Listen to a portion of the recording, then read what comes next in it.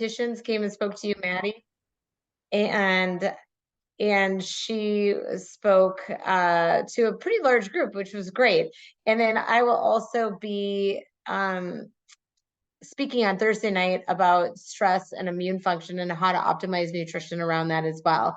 So we're going to talk about fueling on the road, and I'm going to show a slideshow. Obviously, I'm a visual learner. I'm not just an audio learner. So I'll show some things on the screen, but I really want to use this as an opportunity for you guys to ask questions, because just like Joe said, everybody does something different on the road. Every team has their own flow. And so some of the things that I might say to you, you're like, well, gosh, that's going to be really hard to do because it's not how my team does it. So some of this is a little bit around strategy. And so for those who don't know me, I've worked in athletics for about 20 years doing sports nutrition. I've worked at the high school level, college level. I'm at the professional sports team level now, working with the San Jose Sharks. And so I've seen an athlete from youth athletics all the way through the pros, and what it's like. It never stops on fueling on the road, because that's half of what you do. Right now, the San Jose Sharks have been gone for a week and a half on the road. So that is their life. So even when you think you've got a strategy down and you're like, okay, well, I'm only gone a couple days a week or whatever, honestly, it just never stops. So let's talk about strategies we can start building while you guys are still young, and that you can continue on through your college years and beyond. Even when I work with development camp, those guys are always like, okay, I still don't have a good rhythm on how to eat on the road. And especially if you're eating on the road half the time, you're gonna definitely want to put in some good habits. So let me see if I can do the slideshow here and get the share screen going, all good things. Here we go. All right. And I'm going to put it in presentation. Well, hopefully I'm going to put it in presentation here. So funny how this, like, it moves around, so then I can't, like, this bar is here and I can't move it around. There we go. Now I want to put it in present. There we go. Is this going to work? There we go. There we go. Finally got it to go. If you do have questions, so I'm going to go through the slides somewhat quickly, but if you can either write down what your questions are, or you can use the chat function, and I'll go through and look at the chat when we have our Q&A time at the end. If you're anything like me, I always forget what I want to ask, and so make sure you do that. I'm cool either way, but I will leave plenty of time for that at the end. So fueling on the road, again, I'm Christina, and let's get this party started. So key strategies to fueling on the road. Some of these things don't change, but they become harder. So timing, because you're leaving at different times, your games can be at different times. So there's a pattern to eating before your games that optimizes your nutrition. The weird part is that you're eating that schedule at a different time, but it doesn't change the foundational elements of, between 2 and 3 hours before your game, you should be eating this, a half an hour before, during, and fueling. And I'd love to talk about some of those timing strategies and questions that you guys have. One of the things that I always emphasize in this is researching. We literally have computers in our hands. So there's really no reason that we can't do some of our own research when we're on the road. I work with a lot of endurance athletes too, ultra runners, triathletes, things like that. So they're traveling to different cities, and we do a lot of researching. What are the healthy restaurants there? What are healthy grocery stores around? What's different gear that I can pack so that I can have healthy meals with me? So some of it is really being your own your own researcher and finding things that work for you. There's no way around this one, planning ahead. I don't care if you're a youth athlete or you're a professional athlete. Either way, you are ultimately responsible for your own fueling. So often I'll hear athletes say, well, my coach only provides this, or we're in these hotels and all I have is like Pringles and Mountain Dew. Well, not if you plan ahead and you bring some of those things on your own. And I have professional players who bring their own food, because even though we can provide a lot of food for them and we try to accommodate a lot of different eating styles and diet types, not everything that we provide them works for them. They have their go-to foods, their safe foods, things like that. So ultimately, it's your responsibility. So we're going to talk about some of those strategies around that. And then using your voice. So asking questions when you're at a restaurant, um, asking to go to a different restaurant. You know, sometimes there's different areas when you're traveling that there's multiple restaurant choices within little walking distance, and people can spoke out to restaurants that work for their diet or fueling style. So this is getting back to the kind of the game plan and the timing around that. And you may have seen these slides before, but I'm going to let you, there's a lot on this slide, so I'm going to let you take it in a little bit. Going back to what fuels you, it's carbohydrates, fats, and protein. And really, when you're eating out or dining on the road, all of these still are important. So it's not just eating a bunch of refined carbohydrates just because that's what is available. And that's ultimately what we end up eating sometimes, because it's not perishable, meaning it doesn't need refrigeration. So we tend to fall back on those snacky carbohydrate foods, but ultimately planning ahead, we can incorporate healthy fats and proteins along with that too.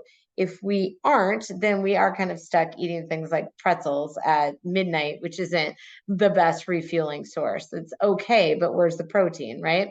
So when you think about this timing strategy, and you've got to think ahead on a tournament weekend or traveling out of town, kind of map this out. So usually your coaches are good about setting up sort of a meal opportunity that could be 2 to 3 hours before. Sometimes it's 4 hours before the game, but usually there's a meal opportunity, and that is your time to maximize your nutrition. This is not the time to eat garbage foods, because, and this is true of recovery. So when we think about, go all the way to the end of this chart, 30 minutes to 2 hours after you do your game, you're only as good tomorrow is how you fuel yourself today. And if you're playing more than one game or match in a day, that's even more important, because your recovery time is even shorter. So those balanced meals are really your like stake in the ground. These are the things that you need to make sure that you're having healthy carbohydrates, whether it's whole grains, starchy vegetables. It doesn't even always have to be a whole grain. It could be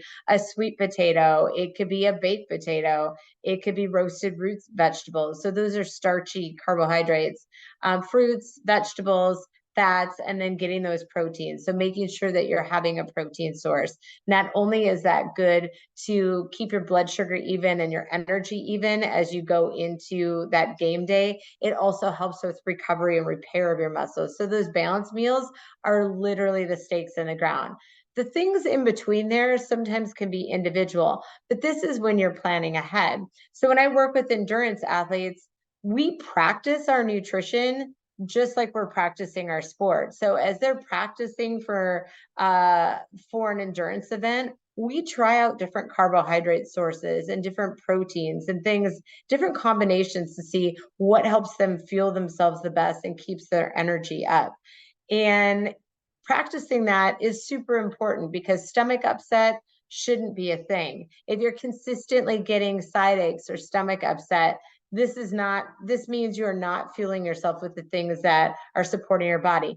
If you are consistently running out of fuel towards the end of a game or a match, this means you are not fueling yourself properly before. So really that 30 minutes before, what are some foods that will fuel you the best? What have you tried out that's worked for you? And this also includes hydration, right? I cannot emphasize enough. So I know in the talk last week with Maddie, she talked about hydration strategies, but we can certainly talk about that more too, because fueling on the road also means having your little arsenal of your electrolytes and things that work best for you. You don't want to be left at a convenience store going, oh crap, this is a thing that always gives me a stomach ache, but I guess I need an electrolyte beverage, so I'll just take that. You can plan ahead on this. And then during, sometimes your coaches are providing you the things that work really well for you during a match or a game. Other times you're going to need to provide your own. Again, this goes back to even working at the professional level with hockey players. We have a huge training table that we provide for them. And I know for sure that a fourth of our team is definitely bringing in very individual foods that work well for them during their matches, during their games. This one Maddie showed last week too, but when we're talking about that balanced meal, like what does that look like? And when we're dining out, really thinking about these components.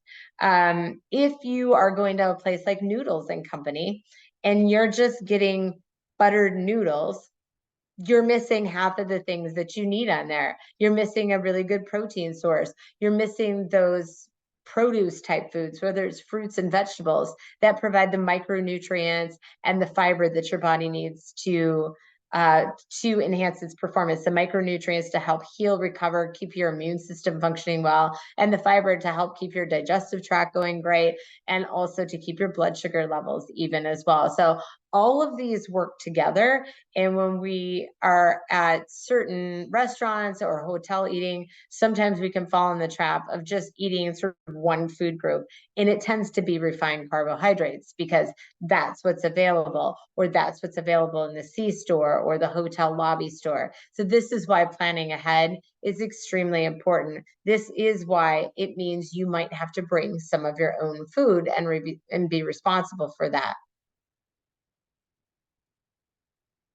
So when we're researching, what are we researching? Well, a lot of times, and I'm going to give you guys some strategies on this today, but what is our go-to snacks to pack?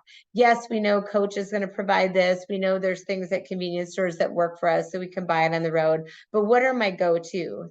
And honestly, Amazon is your friend too. So a lot of times so I'm an endurance runner. And a lot of times I don't even go to a running store to like go buy the snacks that I need. I order on Amazon, I have it delivered to me, and I know that I always have it in my cupboard so that I can grab and go whenever I'm out going to do my races, or if I'm having a big long race day and I'm out somewhere else, that I've got it with me. I also use these foods when I'm traveling so that when I'm at the airport, I'm not just eating garbage. So I've got those in my pack and I'm ready to always have a healthy snack as I'm traveling and when I get to my destination and I'm doing my event. Gear for travel food, research that. Like, what are some things that would work for you? And I know that sometimes how you travel, you have a really tight scenario. So you can't always have like a huge pack with you. Now, some of my guys who play juniors for hockey, they're doing really long bus trips, like 13 hours across Canada. And there isn't always an amazing array of healthy food. So there are these big cooler packs out there that have got compartments in them. So they've got ice packs on the side, and then they've got compartments. And so for those guys, they're often traveling with pre-prepped either protein packs, or they've got hard-boiled eggs and crackers and cut up fruit or vegetables, sometimes meals that they've prepped before they've left. So not all of that are you going to be able to do, but some of it you could. And so it is about planning ahead if you can. But sometimes it's just a small pack too, where you've got, basically a lunch box, a couple bento boxes. So those are those compartmental containers, and you put in some of your go-to healthy foods, whether it's a nut butter pack, a piece of fruit, a piece of string cheese, things like that. But then you have a go-to that's something, a yogurt, things like that, so that you aren't left hungry, which happens sometimes when you're traveling. And that's not where you want to be either, because you're trying to fuel performance. So if you go long periods of time without eating, it means that you haven't planned ahead, because you're not always in control of the schedule, but you can be in control of packing some of your own food so that you've got an option with you. Researching dining options. So you know the town that you're going to. Now, sometimes coaches pick where you want to go or where the team is going to go. two ways to play this. If you have a choice and if you can use your voice, again, there are places where there'll be several restaurants and a little walking area. So you can choose something that you know works for you or is a healthier option if something else doesn't work. Like I can't eat gluten, so going to an Italian restaurant doesn't work for me. Really limited menu for me. However, let's say all I can do is go to an Italian restaurant. Well, I can look at the menu ahead of time. Sometimes I even, for myself and for my athletes, I'll call to a restaurant ahead of time and say, hey, I have this dietary need or requirement. Is there any way that when I get there, like I can order X, Y, and Z? I know that that could feel a little weird and scary. I know that it felt weird when I was a young athlete and working with young athletes, but honestly, restaurants are usually very accommodating on that. And then you can ask ahead of time if there's options to have something like a chicken breast, some rice, and some steamed vegetables if you're not seeing that in that exact way on the menu. So again, researching. I always look ahead on menus because I have a dietary restriction. I always have to look at a menu and sort of scout out my options before I get there. Again, we're trying to build performance plates like I showed you before, where at least we've got protein, a healthy carbohydrate, and healthy fats, not just buttered noodles, right? Like that's literally what we're trying to avoid. And then hotel options. What is there to eat at the hotel? We don't always just want to, lean on eating at a hotel, but does it have good options? Or are we just looking at vending machines? Because if it's just vending machines, again, we've got to back it up and we've got to pack some of our own snacks and things that we can have there so that we're not just having Doritos at midnight. So here are some this is brief because this is a half-hour talk and I want you guys to ask me questions and talk about choices that you're making or other ideas. But some of my best choices, I love, if you do eat meat, I love these meat sticks. They're called Nick sticks. You can order them on Amazon in a big amount. I always have them in my pack. Good source of protein, very clean. They can stay in your backpack for a long time, so they don't need refrigeration. So this is a great way to decrease hunger, to get protein that you need for recovery, and then trail mix. So whatever that is, if you've got a nut allergy, this is going to be a tough thing for you and not something that you can have. If you don't have a nut allergy, trail mix is something that is really great to just have with you most of the time. Again, low perishability. It really doesn't end up spoiling real easily. But you could just have a bag of nuts or seeds, a little bit of dried fruit. Some of those things are great just to grab. And then fruits and veggies, especially as you're leaving. So if it's a travel day, you could have this with you and it really doesn't need refrigeration, but you could also have just a little cooler pack. Other things that I like to bring along is oatmeal. So you can either bring oatmeal packets, or I love Bob's Red Mill. They've got it in these little containers so you can bring it with you. I always send my kids when they go to the airport with it because all you need is hot water. So you can go to any Starbucks or any place that's got hot water and just ask them for a cup of hot water. You dump it in to the oatmeal container, or vice versa. If you got a cup of hot water, you could throw the oatmeal in there. You could add some collagen peptides. They actually have little collagen, like Vital Proteins has little collagen peptide packets. So this is an easy way to add clean, easy protein into oatmeal or anything. You could add it into your yogurt. You could add it into sauces and mix it up. And this is a way to have travel protein. I've even told my athletes, like, if you are stuck eating like macaroni and cheese, like out of the vending machine or the hotel lobby convenience store, you could add a packet of those collagen peptides in there. And now you're not just getting a refined carb, at least you're getting some protein. Those Vital Protein, like unflavored packets, easily add 10 grams of protein. They can stay in your backpack forever. Use it whenever. Nut butter packets, those are great. I love Justin's nut butter packets. They also have ones that have got added protein if you want to even plus up your nut butter. Smoothie mixes, so little packets of smoothie mixes, so that if you are at a hotel, again, all you need is water. They also have little blenders that you can get on Amazon. Christmas and the holidays and Hanukkah is all around the corner. So any gift opportunity, I actually have a birthday too. So anytime you've got any of these events coming up, you could ask for it. I bought both my kids these little small blenders that have a USB plug-in. So that's how you plug it in, and that's how you run the blender. So you can make your own little personalized smoothie. You just clean it up real quick, throw it back in your backpack, and you can make a smoothie at any time. Um, Electrolytes and bone broth. It should say broth, not borth. So electrolytes and bone broth. You can get individual packets of bone broth. I've got some of the brands on a later slide that you can see, but I buy packets of bone broth. Again, all you do is throw it in hot water, and there, depending on the brand, you can have anywhere between 10 and 20 grams of protein. Recently, when I was actually traveling in San Jose, I'm staying in a hotel. I went to a game, and I'm busy when I work the games. I'm not sitting around eating. I'm getting food ready and making smoothies and doing all this stuff for the players. And so by the time I got back, I was starving and everything was closed. So instead of not having anything to eat, I had my Nick sticks. So I had that.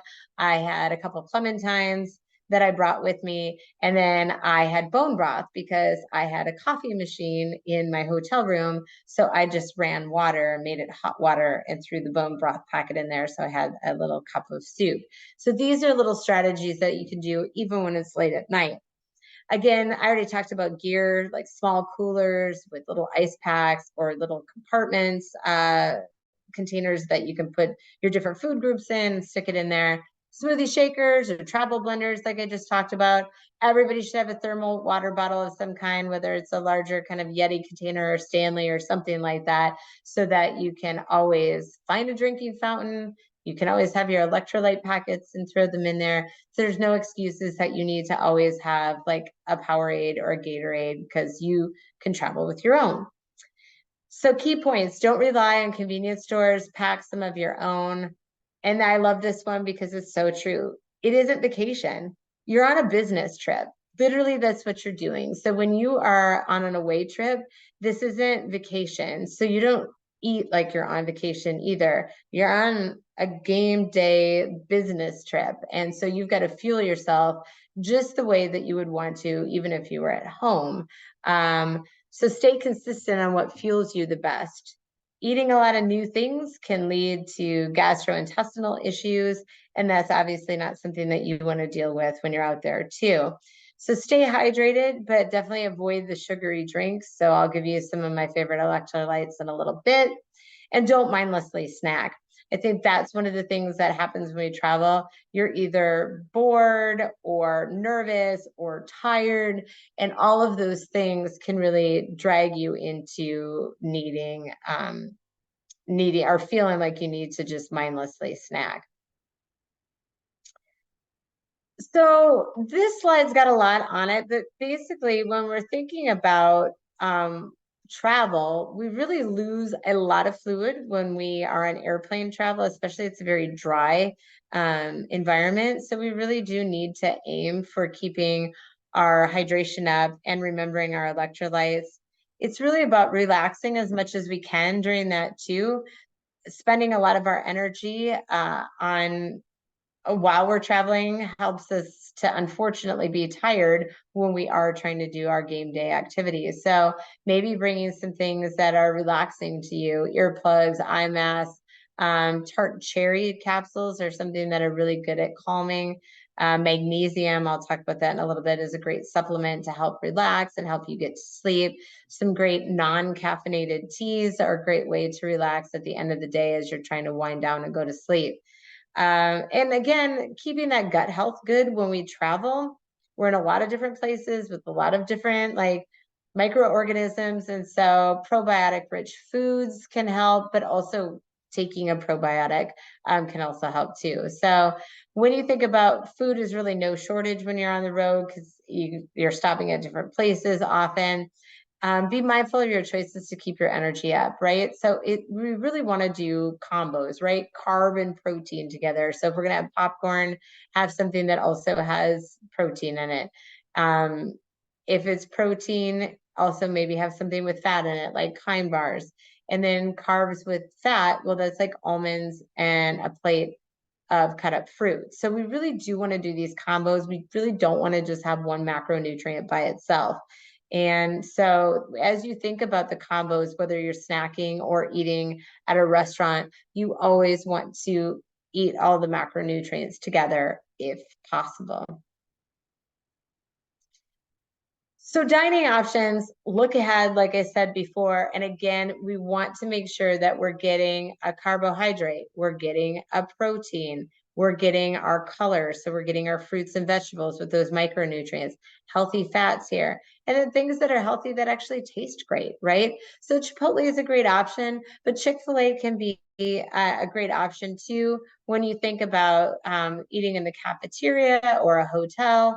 Again, not just having a plate of pasta. Is there a way to incorporate protein as part of that? If you don't eat meat, what are some other ways that you can get protein? Fine, have that plate of pasta, but then also maybe have some nuts and seeds so that you get some protein in there. Have some fiber, so that's why the salad's there. And this is a beautiful plate over here, right? Like the salmon, you've got roasted roots, vegetables, some other things like tomatoes, watery vegetables that are hydrating, healthy fats with avocado, and then some rice, which is obviously a healthy carb. So keys for dining out, keep it clean and keep it consistent with your regular food. So again, as much as possible, you want to eat whole, real food. I think bowls are great because you can really build all of those components, carbs, protein, and fat in a bowl, fiber as well with fruits and vegetables. You want to maintain high protein as much as possible and not keep going on that crazy roller coaster of refined carbohydrates that ultimately makes your blood sugar levels go up and down and makes your energy go down as well. Too much sugar can wreak havoc on your immune system and put you more at risk for getting sick, which travel does anyway. We'll talk more about that on Thursday with sleep and immune function. Again, sauces are great, but sauces can be loaded with things that aren't necessarily healthy for us. So have sauces on the side and obviously try to avoid fried foods as much as possible. Again, those are really inflammatory, and inflammation is really the enemy of feeling well. So plan ahead, look at the menus. You can do this, use your voice, ask what the ingredients are, suggest different sides and options. It's amazing how many times I'm like, hey, I know that you list this aside, but could I have this instead? And most often they are very accommodating for it, especially if you want to plus up your protein. I've had athletes who are saying like, I don't want this side. Do you have hard-boiled eggs that you use in salads? Could I have a hard-boiled egg instead? Honestly, a lot of times restaurants will be accommodating that way. So definitely ask for extras of healthier items when it makes sense and when you can. There are a lot of good dining options out there, and this is where I'm going to open it up for questions in a little bit. I just put a few on here. One of my favorite tactics ever is grocery stores that have healthy hot bars at them. Whole Foods are great examples of this, but also co-ops. So food co-ops often will have healthy buffets in the middle. So hot bars and salad bars and soup bars. And so a lot of times healthy grocery stores could be a great place to eat. It's basically where I eat when I go out to my endurance events, because I know that I can get good, clean, regular foods. I can build a performance plate from those buffets versus being stuck in restaurants that may not be as accommodating or just have clean, plain food. If you go to coffee shops like a Starbucks, they have a lot of those protein boxes. They're pretty pricey, but if you didn't plan ahead, those are really good choices. Something that you could have while you're there, and then take another one that you can put in the hotel refrigerator as well. And then this is last but not least, I want to talk about supplements on the road. So some of you take supplements already. And if you do, and even if you don't, we can talk more about which ones matter. Make sure you bring the ones that you're taking. So you can actually get little travel pill boxes. You can get ones that don't look like what your grandmas are using for their medication. You can actually get ones that are for vitamins and supplements, but bring them along. It keeps your immune system up, right? So like vitamin C, zinc, vitamin D, B vitamins. B vitamins can really be great for maintaining energy. omega-3s. So whether it's fish oil or flax or algae oil, helps decrease inflammation. Sleep and mood. So I'll talk more about this on Thursday, but magnesium glycinate can be a really great one to help calm the body, help you go to sleep at night, which can be a really hard thing when you're traveling. And then fueling. If you take protein powder, find the packets that you can bring with so that you're not bringing the big tub with you. Bone broth, again, comes in packets, collagen peptides. If you do gels or chews, depending on what your sport is, and do you snack in between periods or halftime, things like that, make sure that you're bringing the things that work for you.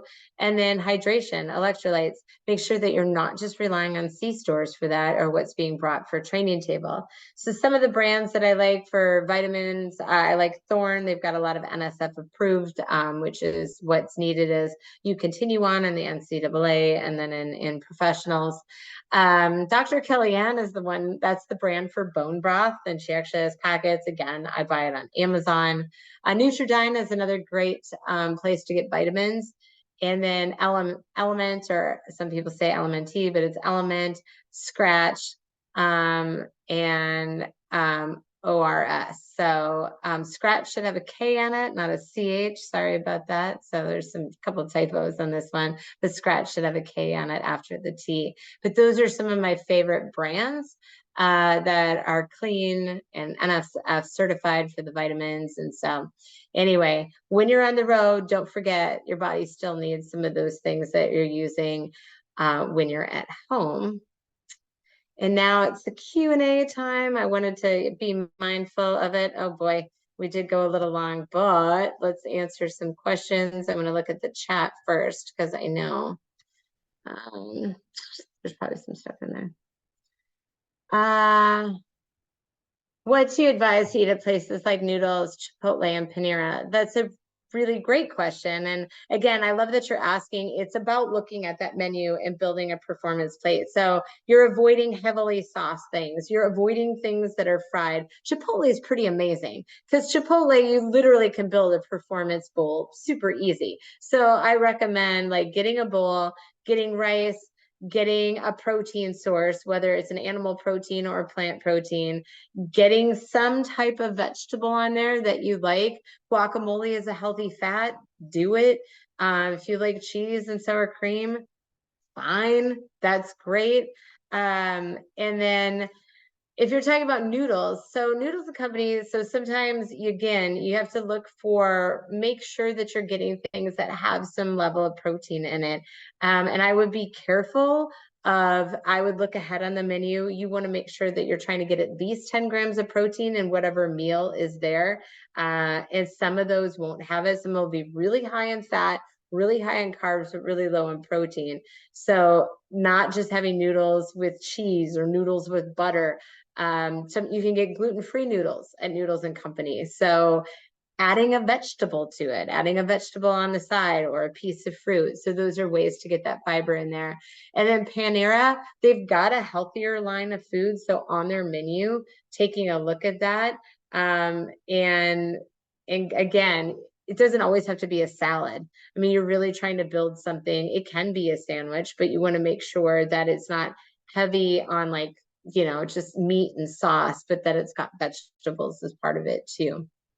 So looking at the menu, looking at their healthier options, and sometimes you're athletes, so it doesn't mean you just have to like eat from the healthy things. Sometimes it's, oh, these are the healthier things, and I'll add a protein to it, right? So that's what you want to do. So because you need calories, and if you're not eating enough, you're not going to support your performance for the next day too. So a lot of times I'll tell my athlete, look at the healthier menu options, and then add an extra protein to it, right? So that you can have enough calories and enough protein, but you're not getting a lot of garbage in it too, because you're eating from the healthier option. Great question. Maggie's got here with what kind of carbs should I look for if I'm gluten-free and cannot digest any type of rice? Super great question. So corn is actually a great option. Corn is a starchy vegetable. It's not technically a grain, or it's not a vegetable, it's technically a grain. So you can definitely get good amount of starch from that, but also roasted root vegetables of any kind, whether that is squash, sweet potatoes, regular potatoes. Oatmeal is, and especially you got to get gluten-free oatmeal, but oats can be gluten-free and a really great source of carbohydrates too. So quinoa too is also an option that's gluten-free and not rice. So great question, and I'm gluten-free myself, so I can eat rice. So that's a tough part. But like if you're at Chipotle and you can't eat the rice, then you could then just get some corn, ask for double corn on there because they've got the corn salsa, and that's a good way to do it. I wish Chipotle had like roasted root vegetables, but they don't. I guess they're a Mexican restaurant, so they're not gonna always do that. Chicken parm, bad or good idea? Depends. It is fried. So, I mean, there's no way around it. It's breaded and it's fried. It depends if you can tolerate gluten and you feel good after it. The thing is with chicken parm, then make sure that you're having a vegetable too. So what I often see is very brown plates. And we don't want just brown plates where we've got some sort of meat and then just brown starch that's there, or a breaded protein without any sort of fruit or vegetable on there. So it can be okay. And if it feels good in your body, great. But make sure that you're adding a fruit or vegetable too. So Sage, great question. Would you recommend a gluten-free diet for an athlete? That's kind of a loaded question. I'll totally give you my honest answer. I do think that wheat-based products in the United States are sprayed with glyphosate, and they just are. That's what we do. And in the United States, and it's not a great practice, and that's the problem. So gluten's not always necessarily the problem. It's the protein that's in wheat foods.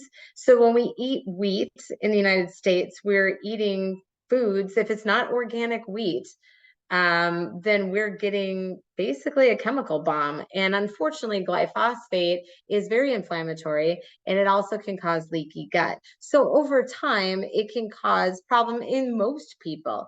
And so I would say it's a dose response thing too. So if we're heavily eating wheat in our diet, we're getting a lot of glyphosate in our diet too. So I usually tell athletes, if you can reduce the amount of gluten in your diet, that reduces the amount of exposure that you have to glyphosates. And again, it's not gluten, it's the wheat. Gluten is a big protein, so that's what ends up happening, is that the glyphosates sort of irritate our gut lining, you get leaky gut, and then gluten, which is a big protein, can leak out in that leaky gut and cause problems and cause more inflammation. So it's a long answer. I could do literally a whole webinar on that topic. I do think that most athletes, but you have to be healthy about it too, because just eating a bunch of garbagey gluten-free stuff doesn't actually make you healthy either. So eating gluten-free sometimes means garbagey cookies and garbagey puff pastries that are made gluten-free. I do eat gluten-free bread. There's some good brands out there like Canyon Bakehouse, but I have to travel with my own bread. And then my other athletes too. So I've got a lot of endurance athletes who travel with their own bread. Now, my NHLers don't have to because they're NHLers. So we make sure that it's on every menu and that they've got access to it. But if you decide to go on that route, you really have to plan ahead and be responsible, especially, being in high school right now. They're not going to always be able to provide it for you. So, but you can be very sleuthy and you can look at restaurants ahead of time and see what they have as gluten-free options, or ask for substitutes. I still eat plenty of hamburgers in my life, and I just get lettuce wraps on them. So I'm still enjoying things like that. So that was great. Those are all the chat questions that I had, which were really great ones. And I wish I could do a whole seminar on each one of those because they were so good. And if you come back on Thursday night and you think of any other follow-up questions, I mean, everything works together, right? So our sleep and our immune function are interwoven, and I'll be talking about that, and I'll be talking about the strategies on how to eat for better sleep, and that also involves how to build a better immune system. So they all work together, and this was kind of a prelude to that too. But I'll be quiet now and see if there's any other questions.